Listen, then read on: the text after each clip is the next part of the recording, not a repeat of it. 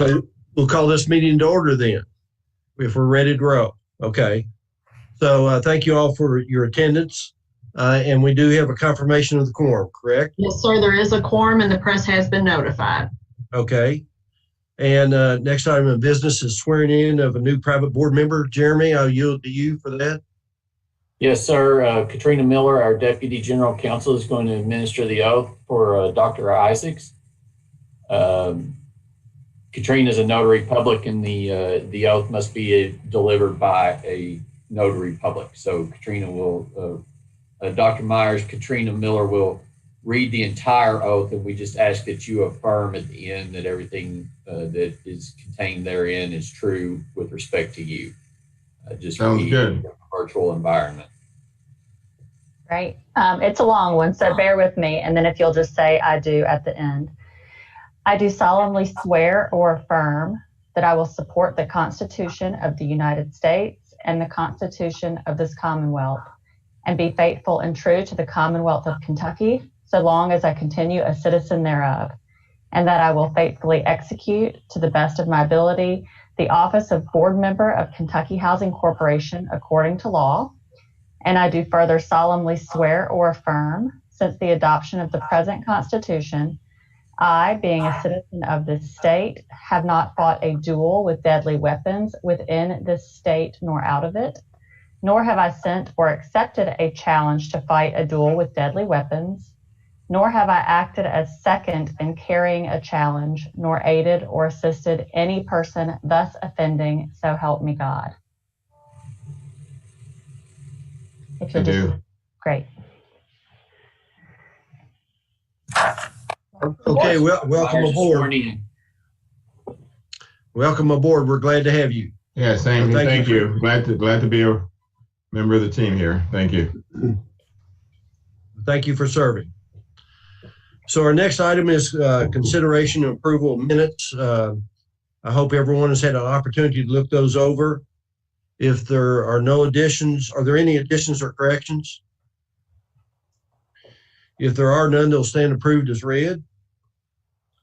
So Tracy Thurston, Inducement Resolution for the Prestonian. Thank you, Mr. Chairman. Good afternoon, everyone. The agenda item number 3 today is the Inducement Resolution for the Prestonian. The Prestonian project is requesting bond authority in amount not to exceed $50 million. The project consists of 343 newly constructed units at 709 East Gray Street in Louisville. The project will serve families at or below 60% area median income. We've got the development team there up on the screen for you to look at. As I've explained in prior meetings, this is the inducement resolution. There will be a separate resolution to come through the board later on to authorize the issuance and sale of tax-exempt bonds. KHC staff recommends approval of the board of this inducement resolution for the Prestonian. Tracy, could I ask you one question? How did the Prestonian get its name? I don't know the answer to that. Okay. Just curious. I could get back to you though. That's fine. Anybody have any questions about this inducement resolution? If not, I'll entertain a motion to pass this inducement resolution for the Prestonian. So moved. I have a first. Do we have a second? Second. All in favor signify by saying aye. Aye. Opposed, like sign. Motion carried. Okay, Tracy, final resolution for the Jefferson Landing Apartments. Thank you. The Jefferson Landing Apartments received an inducement resolution from the Board of Directors on August 27th, 2020. It is requesting bonding authority in amount to not exceed $35 million. The project involves a new construction of 240 units located at Jefferson View Way in Louisville. The project will serve 71 households at or below 40% AMI, 68 households at or below 60% AMI, and 101 households at or below 70% AMI. The development team is listed on the screen there. This is the final resolution, so we are recommending the approval by the board for the issuance of bonds for Jefferson's Landing Apartments. Anyone have any questions of Tracy in regard to this final resolution? If not, I'll entertain a motion that this be approved. Jerry Yates, I approve. Do we have a second? Susan Reberl, second. Thank you. All in favor signify by saying aye. Aye. Opposed, like sign. Motion carries. Okay, Tracy, the authorization to renew a personal service contract with T. Ronald Brown. Thank you. So I've got some contract renewals here today. This agenda item is for the authorization to renew personal service contracts for our market study reviewers in our low-income housing tax credit program and tax exempt bond program. Proposed projects need to supply a market study to prove that there's demand for the units they're proposing in their project. We do utilize market study reviewers to look at those market studies to make sure that they are accurate. So this is a renewal for contracts for those market study analysis services. Kentucky Housing Corporation seeks to renew the personal service contracts with T. Ronald Brown Research and Analysis, located in North Carolina, Gibson Consulting, located in Louisiana, Value Tech Realty Services, located in Florida, and Voight Center Insights, located in Ohio, for market analysis services for its multifamily programs for fiscal year end 2022, an amount not to exceed $40,000 for each contract. In 2019, we followed a request for a proposal process and selected these vendors. We have the option to renew the personal service contracts for 2 consecutive years following the initial term, and this is the second renewal of those contracts, so it will need to be RFP'd again next year. We'll start the process over.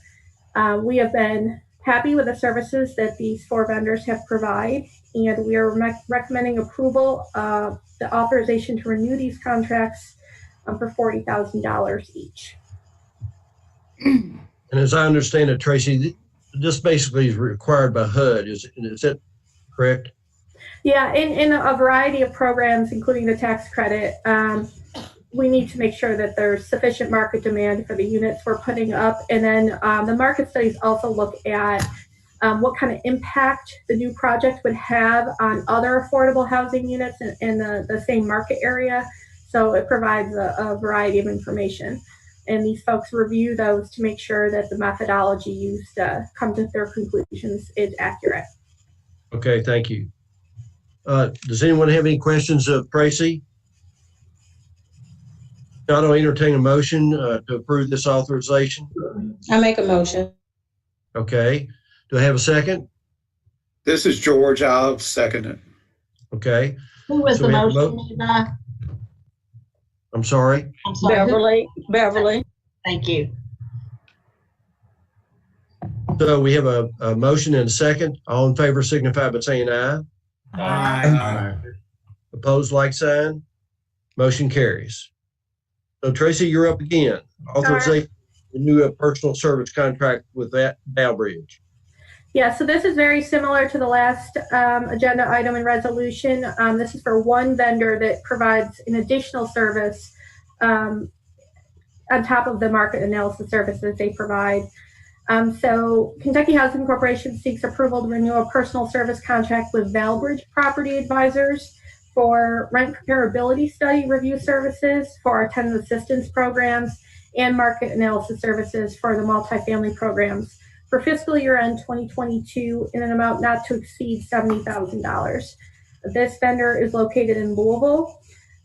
So in addition to the market studies that are used under the multifamily program, we have rent comparability studies that are required for contract renewals with our PBCA program, and Valbridge Property Advisors provides a review of those rent comparability studies as well. So this is just an additional service that they provide under this contract on top of the market study reviews. Much like the others, the RFP was issued in 2019, and we selected Valbridge Property Advisors under that RFP. This is the second renewal of that contract, and the new RFP process will need to be followed next year. Staff recommends approval of renewing the personal service contract with Valbridge in an amount not to exceed $70,000. Anyone have any questions of Tracy? If not, do I have a motion to accept this authorization? So move. Gail Lively. Okay, thank you. Second,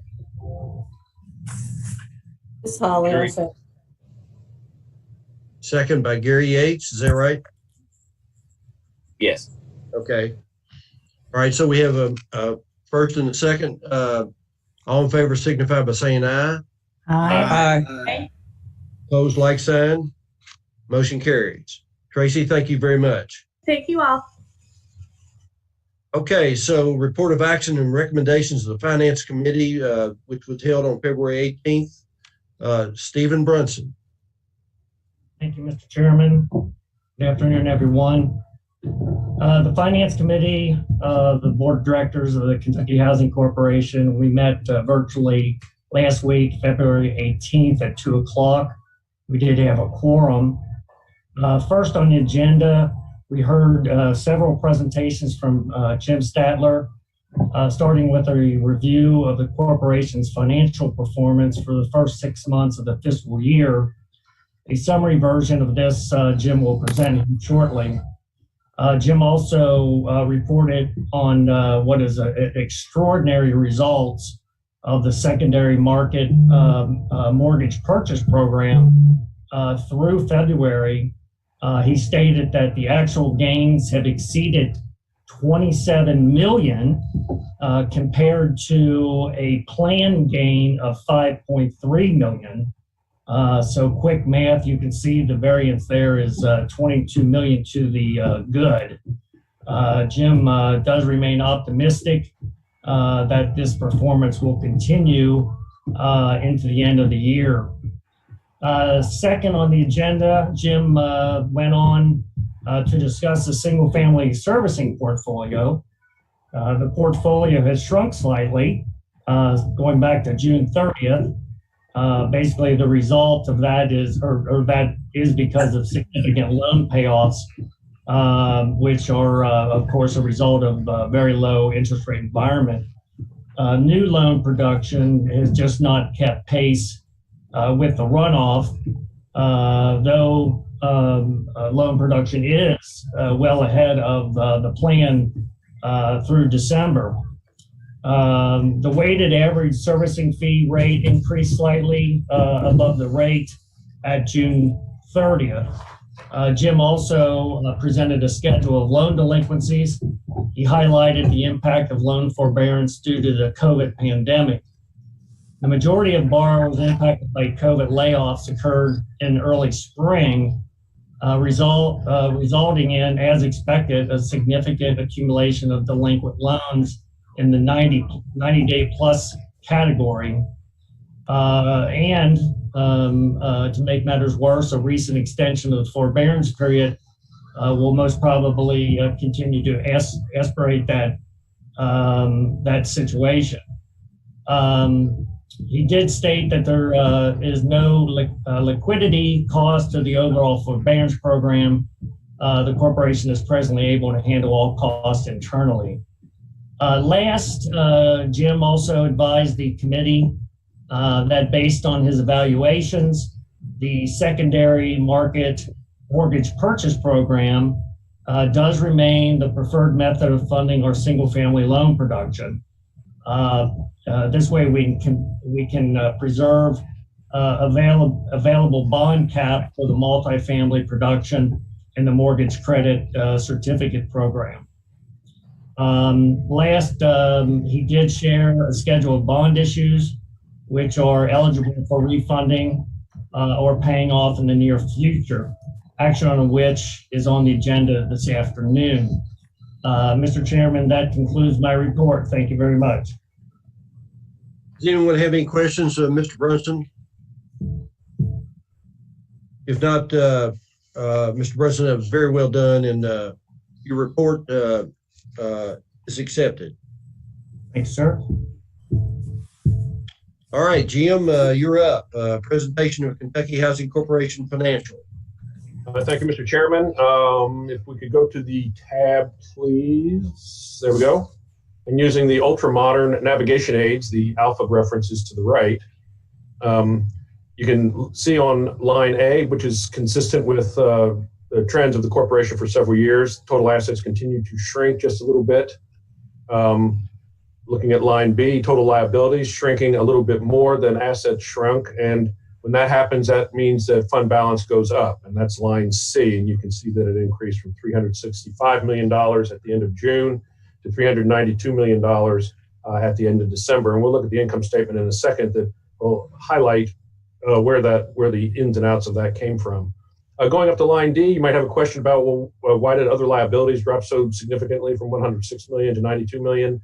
Between June and December, we pay property tax bills. And so all of our escrow account balances are located in cash on the asset side and in other liabilities on the liability side. And when you pay those out, obviously those balances go down. So that accounts for that big 12.9% drop in other liabilities. If you go down to the bottom lines E and F, you can see, as Mr. Brunson noted, the overall size of the servicing portfolio did drop a little bit from 2.439 billion to 2.427, a nominal drop, but we haven't seen a drop in the portfolio in probably 10 years. And so that is a result, as he said, of payoffs running double what they were last year, not anticipated necessarily. The low rate environment is causing an awful lot of refis going on, which result in payoffs in the portfolio. One interesting. Can I ask one question? Sure. Just when we paid off the escrow, the insurance and the tax, we paid that even for all the places in forbearance, even though money wasn't coming in. We paid the property insurance, property tax on that, right? That's correct. Thank you. I just wanted to make sure I understood. And the company advances that out of corporate funds. We're not allowed to use John Smith's escrow account that might have a surplus in it to pay Paul Jones's. And so we have to advance on the negatives, and we do that. That's part of the drill of servicing. An interesting quirk of the drop in the servicing is that we lost low servicing fee loans and gained high servicing fee loans. And so we were actually able to increase the average servicing fee rate from 32.7 bips to 33.2. Again, a seemingly nominal increase, but believe it or not, on a smaller portfolio at a slightly higher weighted average servicing fee, the portfolio at December projects a higher servicing fee in absolute dollars than the portfolio that would be projected off the June balances. And so it's not the worst thing in the world to see a shrinking portfolio. Would I like to see it grow and also get the higher servicing fee rate? Of course, but it's not the end of the world. Going to the next schedule, if you could, please. Pro forma income and expenses. Again, looking at line A, you can see that this year we made $27.5 million through the end of December compared to $16.5 million through the end of December of last year. So we've improved over the relevant six-month periods by close to $11 million. That's extremely good results that I'm happy to report. Going to some of the details, you can see on line B that there's a decrease in the net interest income. The indenture portfolio is getting smaller. The reinvestment rate of our assets and securities in the indenture portfolio is lower because of interest rates. And so we are having a decrease in the overall interest income. Line C is where the beef is. Gains on sale of loans. Last year we were at $13 million, as Mr. Brunson reported. Well, he actually reported the figures through February of $27 million. Through December, it was $23 million, or $10 million ahead of where we were last year. And we've covered this in the board meetings so over several quarters. The amounts we're getting paid for our loans are just absolutely unbelievable, in my opinion. But I'll take it and take the cash all the way to the bank. G&A expenses decreased by $22.3 million. That's almost entirely a function of how we are required to record pension costs under government accounting standards. It's not an indication where we have found $2.3 million of cash expenditures, savings, but it's also when that number is negative as it was last year, it's also not because we slipped up and ended up spending more money than we thought we would. So, I don't have anything really bad to say about these financial statements. I'm extremely optimistic and pleased with the results. We're going to see a couple schedules where we're looking at budget versus actual. The activities of the company, we are doing things today that we didn't anticipate having to do today 12 months ago. Things we're doing that were not budgeted, either on the revenue or expense side. We're spending money where we didn't think we were going to spend it. We were making money places we didn't know we were going to be making it. And so we're going to see some variances in the budget versus actual analysis on the next couple of pages. But again, I don't have any negatives to say about what we've done and really what's going on, except maybe what's going on in the bond market the last 2 hours, because it is going absolutely crazy with interest rates going up. So hopefully we'll be able to maintain the great secondary market performance even through this market. If we go to the next page, this is the analysis generally of the income side of the budget versus actual. It does balance out to the bottom where on line A, where the actual surplus of $1.7 million has been realized so far year to date, compared to year-to-date budget surplus of $494,000. That puts us $1.25 million ahead. Surplus budget versus surplus actual. It's, as I said a moment ago, it is deceiving. We are getting income that we didn't anticipate getting it. We're getting income in months in which we are not incurring expenses, but because of the accounting rules, we have to record it the way we do. But again, if we're incurring additional expenses for additional activities, we're getting paid for the amount that we're spending. And so net, it's not going to have a huge impact on the bottom line. It's just a lot of more expenses going through the books and a lot more income going through the books. And you can see that up top where on line H, the Section 8 rental assistance, we got a big slug of extra admin fees from HUD to manage the Section 8 programs. And that actually, for the most part, is free money, which we'll take, but because we're not going to incur a monstrous amount of expenses against that particular income item. Down below that, 2 lines to line J, on the homeless side, that is income that we are going to incur additional expenses on, and some that we have incurred additional expenses on. So that's going to be a quid pro quo with it for the increase in revenue. We're going to have expenses. That's okay. Question? Okay. Going to line E, loan servicing, we are $500,000 ahead of budget. We had shorted the budget just a little bit going into fiscal 22. COVID had reared its ugly face. Before the budget was finalized, we said we're not going to see all the servicing fees we thought we were going to see. So we trimmed it a little bit. We're doing pretty good on servicing fees. So some of that is end of December, borrowers racing to get their January 1 payment in so they can deduct the interest on their tax returns, those that still have enough expenses to be able to do that. But and that's a seasonal thing that we see almost every year. Rental production, a rare negative on here. That is strictly timing. Not all projects close as we budgeted them to close 12 months earlier. And if they didn't close in the second quarter, they're going to close in the third or fourth. So I'm not concerned with that number showing up as a negative just on this snapshot at December 31st. So overall, again, revenues are up $1,069,000 over where we projected. Expenses are down $174,000. And looking at number B at the bottom, the overall surplus for the year is $1,243,000 favorable to budget. Going to the next page, we can see some of the different expense items that are having all kinds of swings to them. We are negative on payroll. We have hired a lot of temps to administer these extra emergency programs, COVID related. That payroll, if to the extent that we are paying on staff or on payroll staff, is going to go through salaries expense. These are salaries we didn't anticipate paying. So that's going to be unfavorable to budget.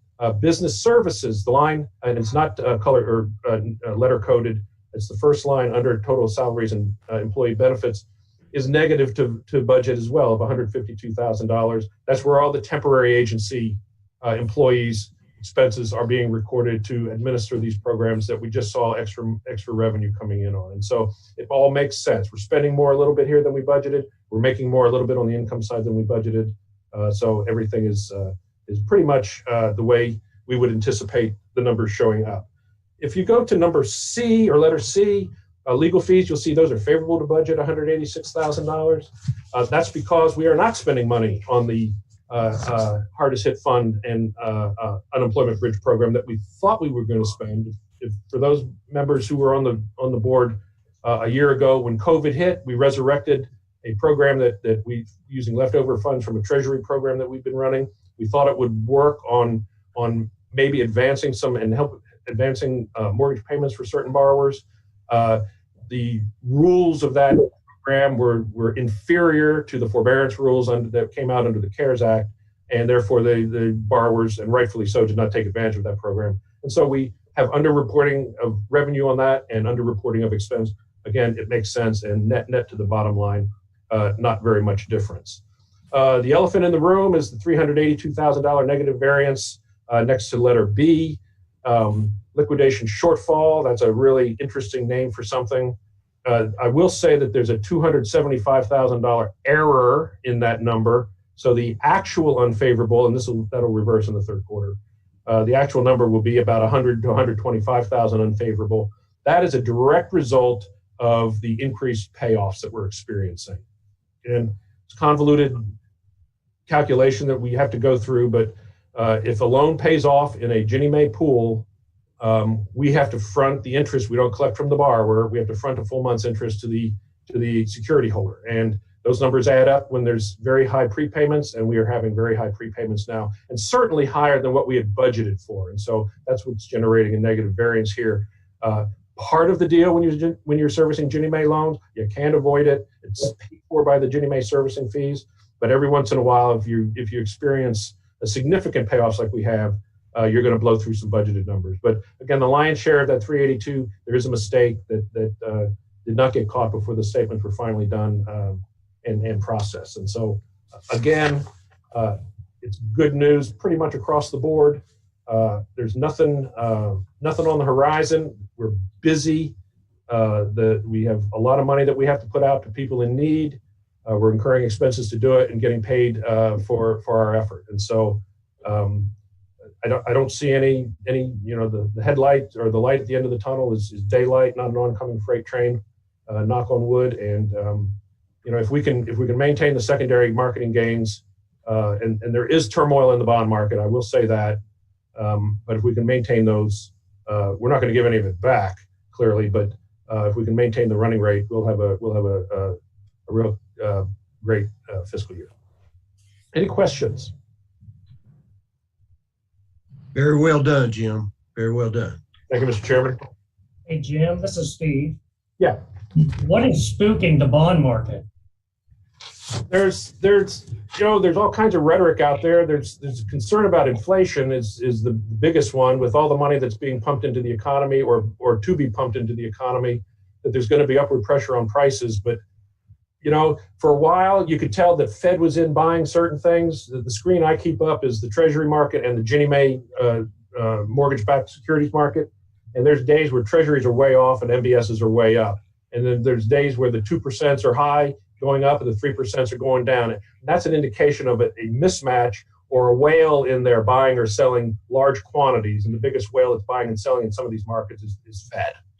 And so, but the impact of the last 3 or 4 days has been the Treasuries have led the rates up, and today the mortgage backs are following it. I just before today's meeting, I covered just a little over $10 million of Ginnies just to make sure that the thing doesn't go run away during the meeting, and I can't cover it. So it's something is spooking it, and it's getting pretty much all the maturities. Yesterday, the 30 years were getting hit, we're getting hammered badly, and 10 and less not so much. Today, the 10 and less is, the 10's up 1 and 132, and the 30's up 1 and 432s. They're going up and down hand in hand, but the 10 should be moving at a slower pricing differential than the 30s. So film at 11 on it, I guess. I don't know. It was at one time the 3s were down almost a full point on the Ginnies. Okay, thanks, Jim. Does anyone have any other questions of Jim? Okay, well, Jim, if there are no questions, your presentation is accepted. So you want to move on to the authorization to develop a financing plan? Yes, sir.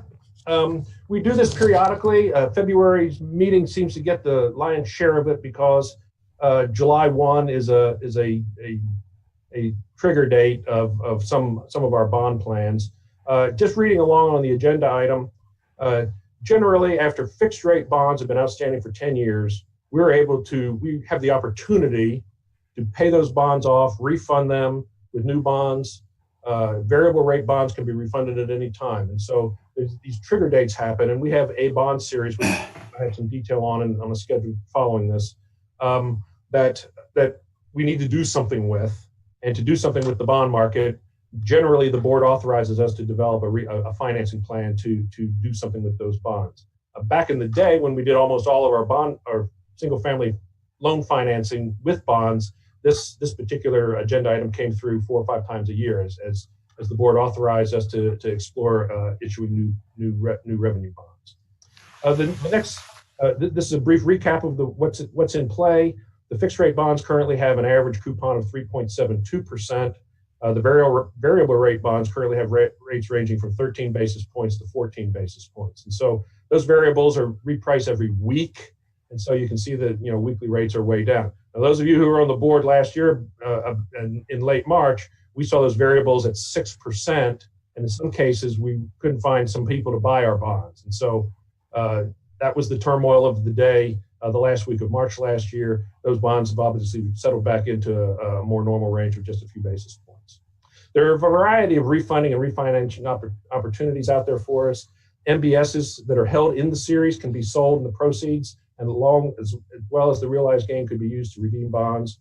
Additionally, a portion of the portfolio currently held as whole loans could be pooled into MBSs, then sold, and the proceeds used to redeem debt. And taxable and or tax-exempt refunding bonds could be used to redeem outstanding bonds. Variable rate bonds could be refunded into fixed rate bonds. Lower coupon bonds could be left outstanding and redeemed through scheduled maturities. And so there's a bunch of different actions, one of our actions of which is to take no action. And so coming to you today, if you look at the next chart, which is after the resolution, Jeremy, if you would, one more, there we go. These are the bonds that are in play between now and July 1st. You can see most of them are variable rate bonds. We have 3 fixed rate issues down at the bottom. The 2011 Bs are too small to really be too concerned with. The 209 C4s, those are bonds that the Treasury bought during the Great Recession.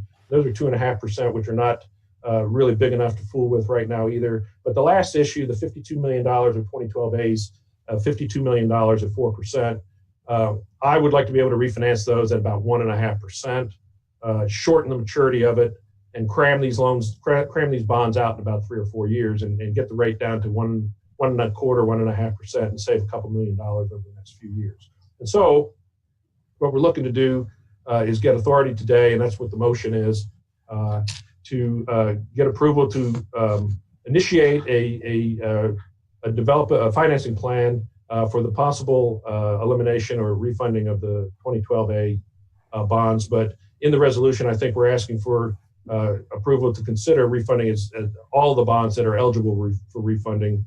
We will come back in April or May's meeting with the details of this. We may actually just pay the $52 million off. And so there's just a bunch of different options we have available to us in the indenture, and we'll have a finite plan to the board. But this really starts the process, and management asks for a resolution authorizing us to develop the financing plan. You may have to hurry, Jim. So, does anyone have any questions of Jim in regard to this authorization? If not, I'll entertain a motion to approve this. I make a motion, Beverly. Okay. Do I have Kathy, a second? I second. Okay. So we have a motion and a second. All in favor signify by saying aye. Aye. Opposed, like sign. Opposed, like sign. Motion carried. All right. So, Jim, the authorization to renew a personal service contract. Thank you, Mr. Chairman. If you can read along with the agenda item, KHC requires services to perform arbitrage rebate calculation services on non-purpose assets. Bunch of technical terms there, but basically the Internal Revenue Code gives us the ability to issue tax-exempt bonds, also prohibits us from taking the proceeds and investing those proceeds in taxable securities and making an arbitrage gain. And so to settle everybody down, we have to hire experts that go out there and look at every investment that we make in the bond indenture and verify that we are not doing exactly that, arbitraging tax-exempt low interest rate bonds by investing the proceeds in high rate securities. The company that does this, there's 4 or 5 companies nationwide that does it. BLX Group is who we recommend renewing a personal service contract with. We did an RFP process in February of 2019. BLX was selected for the review committee for the arbitrage rebate calculation services. They had the option to renew for 2 consecutive years following the initial. This will be the second renewal of the contract, and so this will go out for RFP next year if we have any bonds for them to look at. And they only look at tax-exempt bonds, and many of our bonds, not most of them, are actually taxable bonds that don't require this. So it's an amount not to exceed $25,000 for fiscal 22. I'd be surprised if it even gets up to $10,000 that we'd spend on it. But management recommends approval of the second renewal of the contract with BLX. Please. Anyone have any questions of Jim? If not, I'll entertain a motion to accept this authorization. This is George. So moved. Okay, thank you. Do I have a second? Miss Holly, I'll second. Okay, thank you.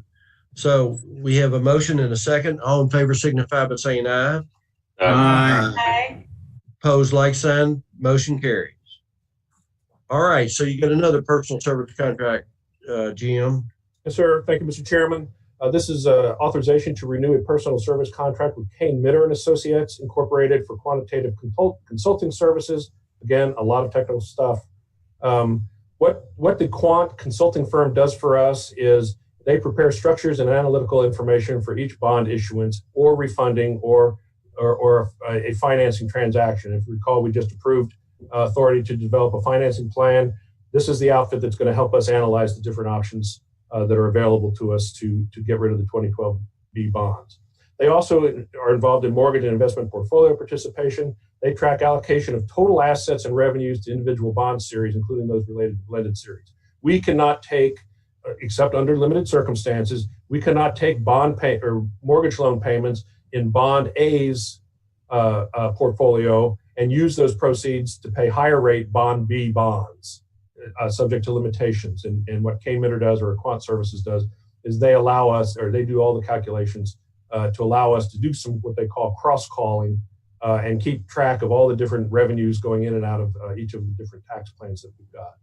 They also do flow of funds compliance. They determine quarterly resources in accordance with 10-year rule requirements available for in-series redemptions, cross-calls, and recycling. Just different ways we can use our cash, and they keep us inside the guardrails. They know what the rules really are, and they know how to measure it, so they keep us in the guardrails. They keep people like me under control.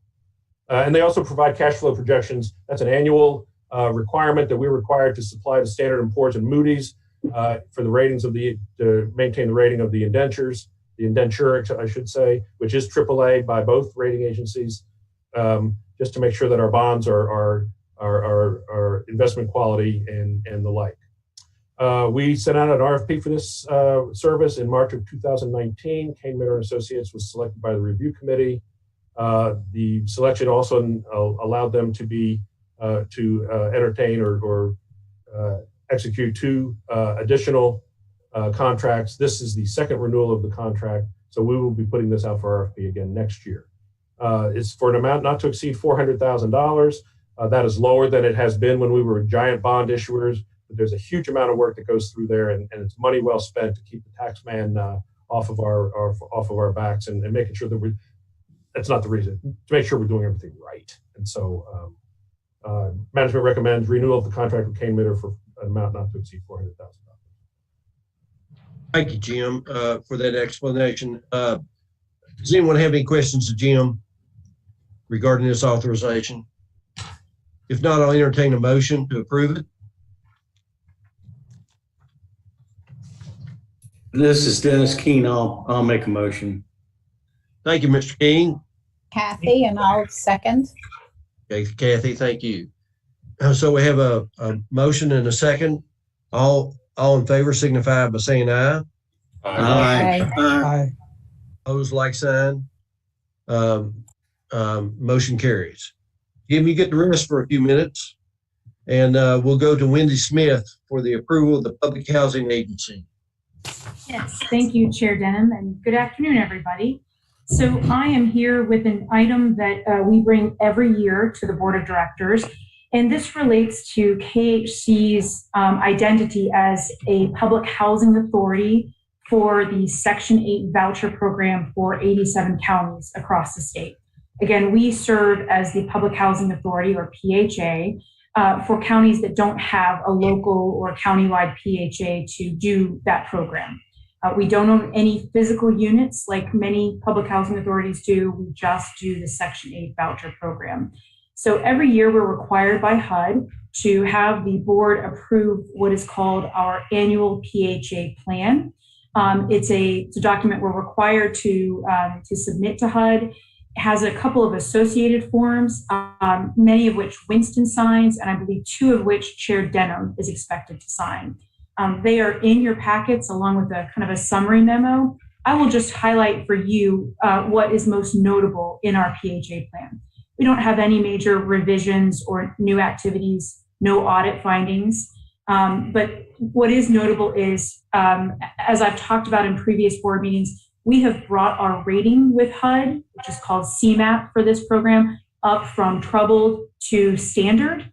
Many of you remember we had an unsuccessful outsourcing experiment a couple of years ago, and we have resurrected the program. So we have gone from troubled now to standard, and it is my team's goal to get back up to high performer, which is where we've always been in the past.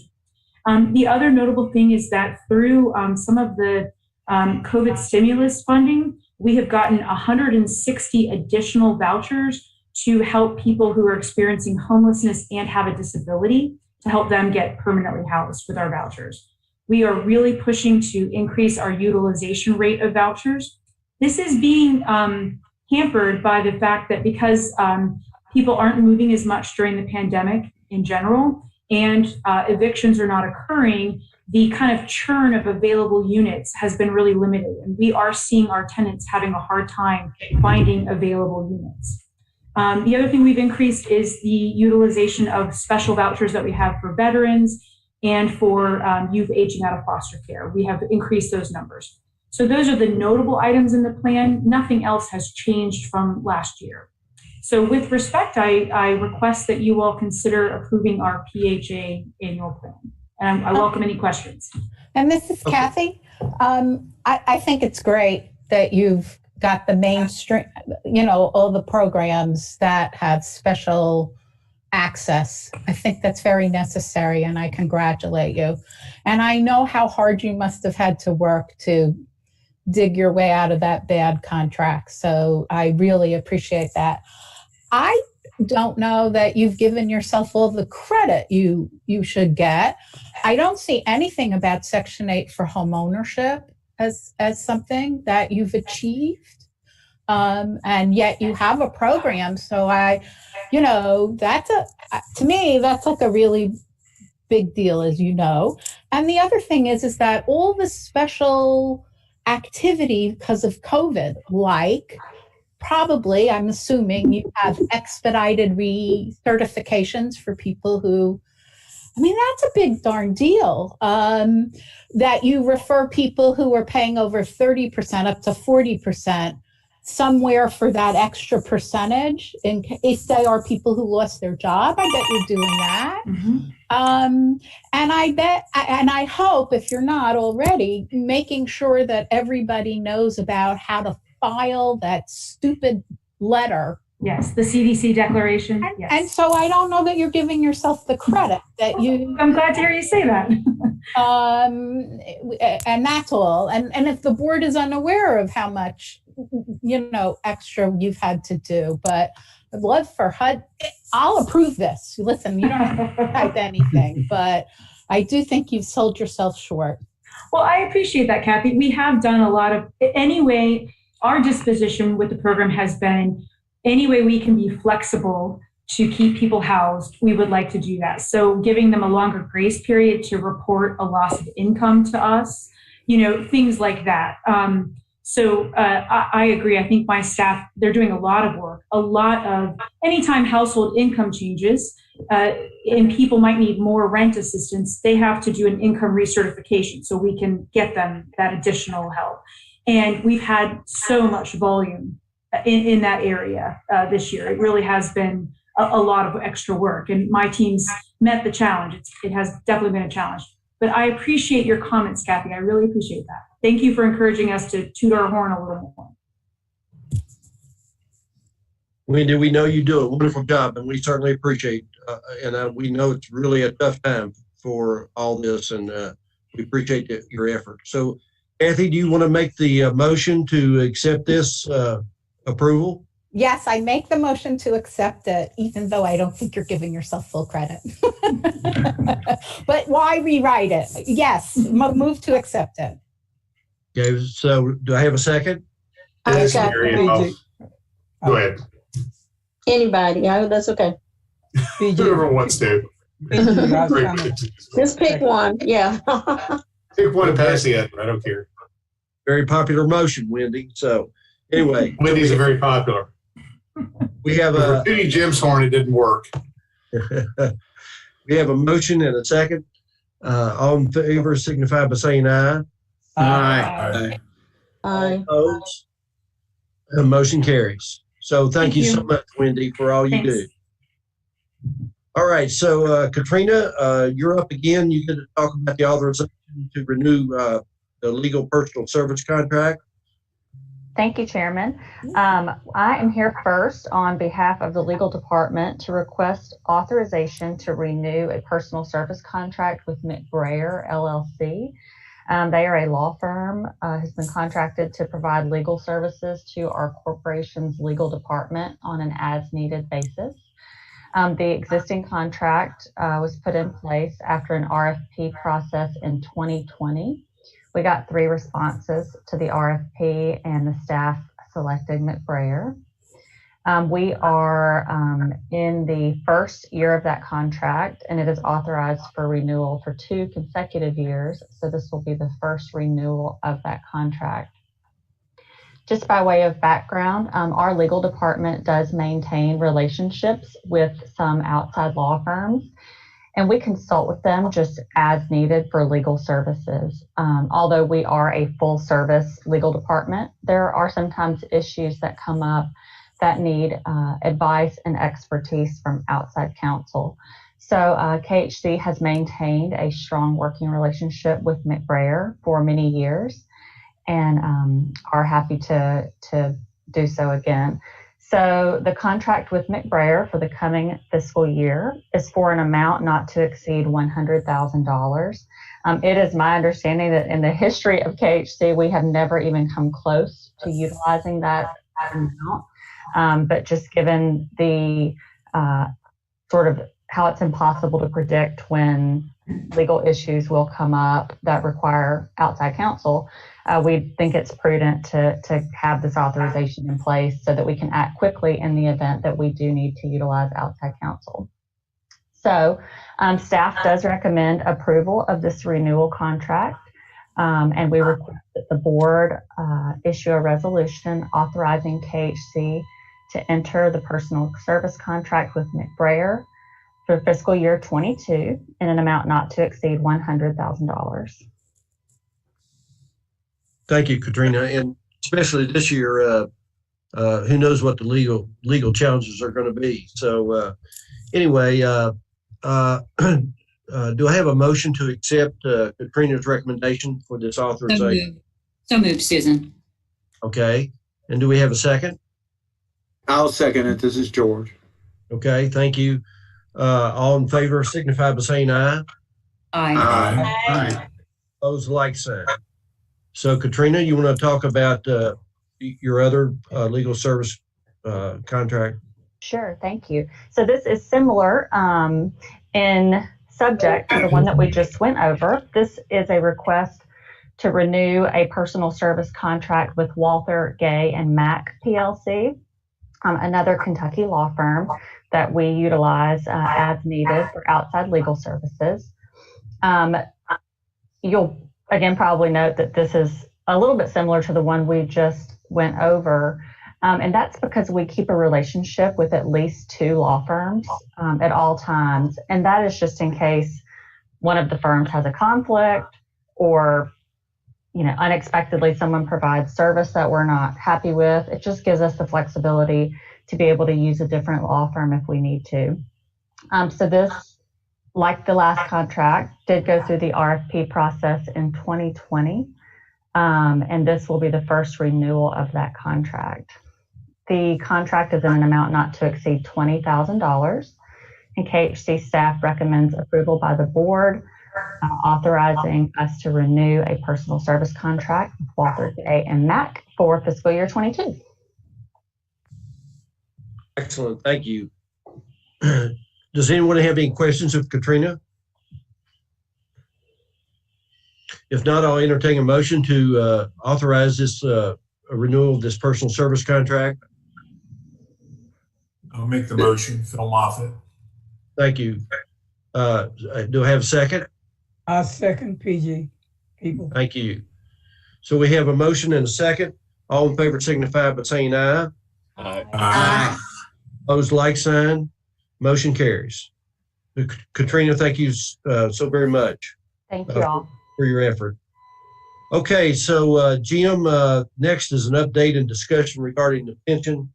And just before you start, I might mention I've been following the market on my phone, and they're kind of blaming traders, but it looks like it's stabilized for a while, and now it's changed and gone the other way. But anyway, go ahead and give us the update and discussion regarding the pension, please. Thank you, Mr. Chairman. Good afternoon again, everybody. I am unmuted, right? Yeah, okay. I would like to give the full board just a brief update on the progress toward a decision regarding the pension plan. The process remains fluid, many moving parts. On Monday of this week, management presented to the pension committee of the board a PowerPoint reflecting a balanced discussion of addressing the need to preserve the ongoing mission of KHC and having the necessary financial and staff resources to deliver that mission well into the future. It compared and contrasted the different options under consideration, including an option that is currently pending before the current session of the General Assembly. Comparisons included potential financial impacts and costs, as well as possible impacts and alternatives regarding staff. Staff is utilizing both outside and KERS actuarial resources to assist in understanding the financial ramifications of the options. I've spent hours on the phone with both the in-house actuaries across the street and the actuaries we've hired to assist us in analyzing the financial ramifications. And we're also using outside counsel to consult on possible alternative retirement plans that may be explored. Are we in closed session or open session? This is open. No, we are in open session. There was a spirited discussion during the meeting with many questions answered and several questions needing further analysis. Like I said, fluid. The PowerPoint is available to any board member interested in seeing what was discussed. Just let me know now or by email, and I'll be happy to get a copy scanned out to you. The calendar for March has the pension committee scheduled to meet a final time on March 18th for the purpose of further discussion and analysis and development of a recommendation to be delivered to the full board at the special board meeting on March 25th. The PowerPoint has the meat of the conversation that we've had. We don't have a final decision yet. It's been a long road to hoe.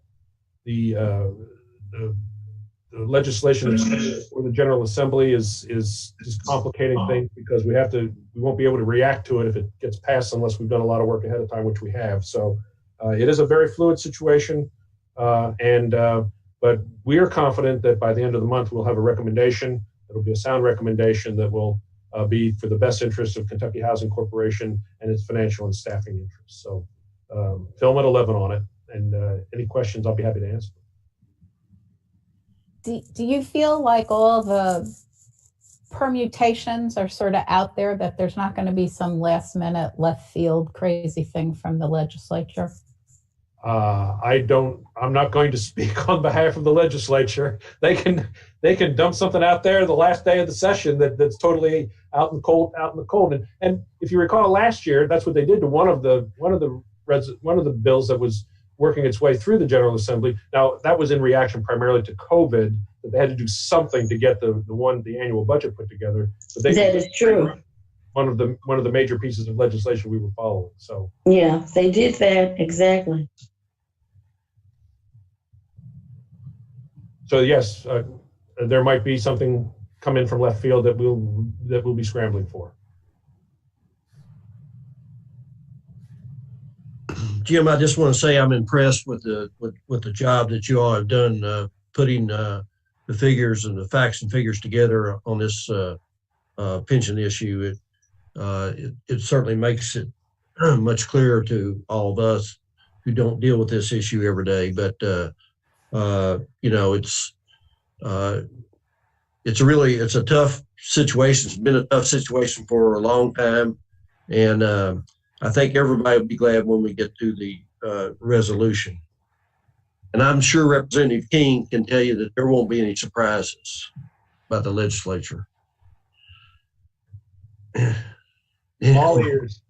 Thank you, Mr. Chairman. Anybody have any questions of Jim before we move on?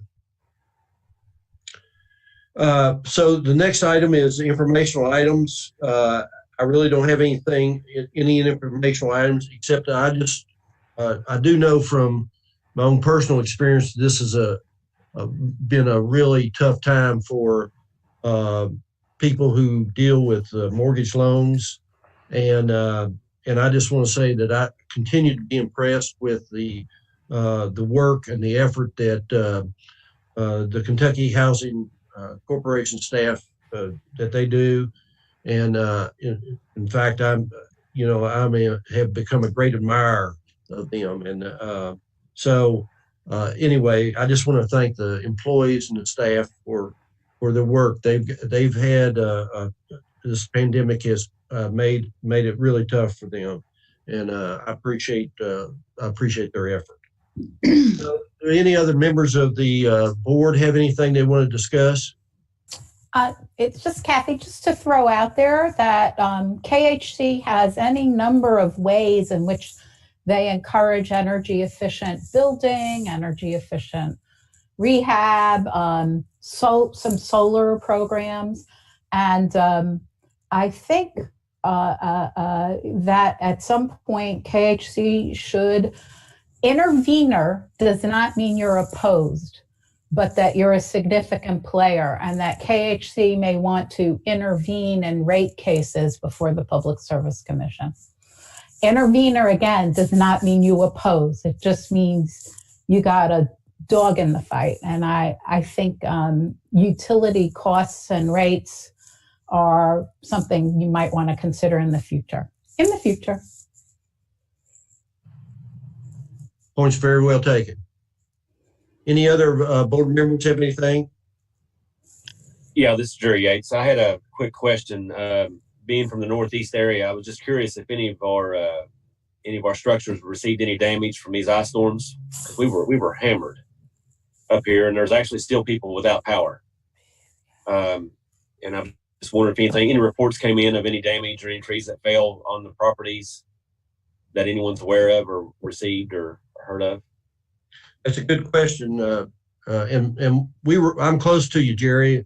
We did not get hit as hard as you all did, but it was pretty bad. So that's a good question. So Jeremy, do you have that answer, or Wendy? To my knowledge, we've not heard of any damage, but a lot of the assets that we have financed, they oftentimes don't come to us with those things. They just sort of address them on their own. They come to us usually if they need to tap into some reserve account that we're holding for the property or something along those lines. But otherwise, they just take care of it themselves, typically. And we are aware of the power outages. In fact, we have at least one employee that works in our design and construction area who is still without power right now. I'll just echo what Jeremy said. We would only learn about it if it was bad enough damage that it displaced tenants for any significant amount of time. And we haven't had any reports like that. Okay, I just wanted to ask that question because we actually had a lot of residents in the Carter County area that were displaced and also lost water. And like I said, still people without power. But we had Grayson, for example, my hometown, that's went over 24 hours without power and water. So people were scrambling, trying to go to neighboring areas. I know myself, I drove from Grayson plumb into Ohio before I could get gas because no one had enough power or had power to even, do the gas stations to get fuel for generators. So it's pretty severe. I was just checking. That's a good question, Jerry. I understood that this morning that there were still 4,000, maybe 500 people in Lewis County, but 4,000 overall in the Northeast that still do not have power. And a power worker was hurt seriously yesterday when a pole broke up there, and they had to rescue him out of the creek. So a terrible situation. Yeah. Hopefully summer's on its way, right? Yeah, hopefully. Yes, hopefully. I know they said AEP had 2,500 extra line workers that they brought in from across the country. And the Grayson RECC, the rural electric company, they actually brought in an extra 200 themselves just to try to help get Carter, Boyd, Lawrence, and Lewis counties back online because there was so much damage. Right. Well, like I said, we didn't have what you all had, but it was bad enough. So, in fact, I'm sitting in a room that half the roof came off of. It's the only place of solitude I could find today. So, but anyway, it's been bad up here. There's no doubt. Any other board members have anything? With that, Winston Miller, do you have anything you want to discuss today? The only thing I want to discuss is to thank everybody for their attendance and for their participation. We really, really do appreciate it. I also want to express my appreciation to all of the deputies that presented and that did not present. As you pointed out, Mike, there's an excellent staff here. I don't deserve no credit for it. I merely inherited it. And they do great work for a great mission, and we're really appreciative of having them. Then I wanted to remind everybody that the next board meeting is March 25th at 2 o'clock. We'll be considering, presumably, hopefully, a recommendation from the pension committee, which is meeting on, as Jim noted, on March the 18th. So we look forward to seeing you back on the 25th. And if you have any questions or any thing that you'd like to discuss with me or any member of the staff here, please don't hesitate to reach out to us.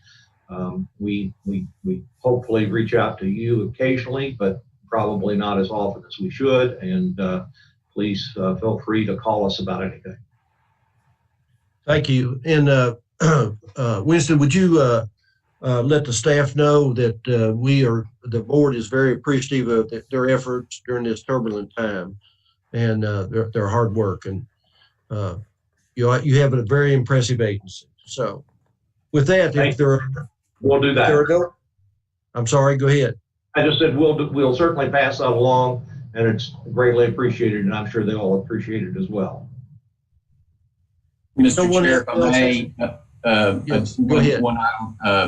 While I appreciate the expediency in getting through the approval of the minutes from previous meeting, for our minutes, we would need to get a motion and a second and a vote on the approval of that. Okay. I'm sorry, Jeremy. I kind of went through that. Okay, so Jeremy needs a motion to approve the minutes from the last meeting. I'll make a motion. Okay, and do we have a second? Second, Gail Lively. Okay, thank you. All in favor signify by saying aye. Aye. Aye. Opposed, like sign. Motion carries, Jeremy. Sorry about that. Thank you. No problem. Okay. Did we need one for the financials? We got one. No, there was no approval or action to be taken on those. It's Okay. just an informational presentation to the board. Okay, thanks. Okay. All right, if there's no further business, we